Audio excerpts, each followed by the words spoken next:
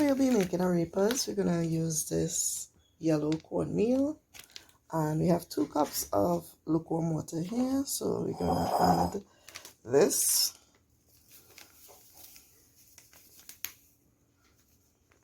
So it's 2 cups to 2 cups, I believe. So you're adding it like this. You're also gonna add salt to your water.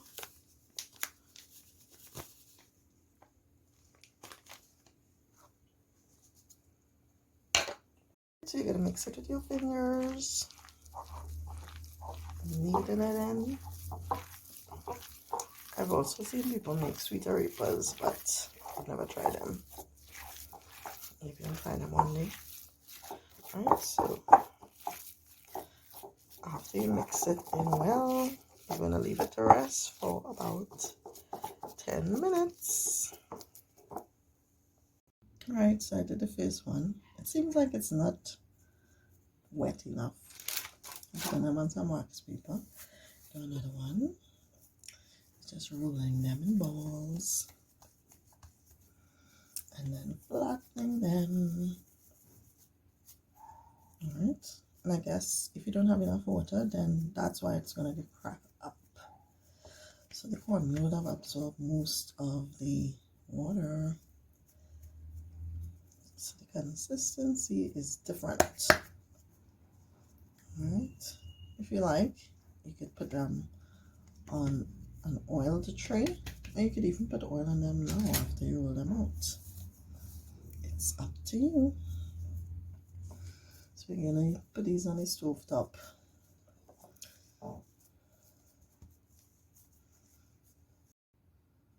And so I'm gonna use a little olive oil on them, just a bit, and then I'll roll them and rub it on better. Now we leave the oiled arepas to rest for a few minutes, and we're getting our griddle ready because that's how we'll be cooking them. You can wrap them up, and that helps retain the moisture.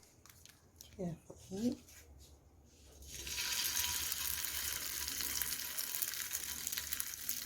This is what they look like on the griddle. So I'm going to roll out some more.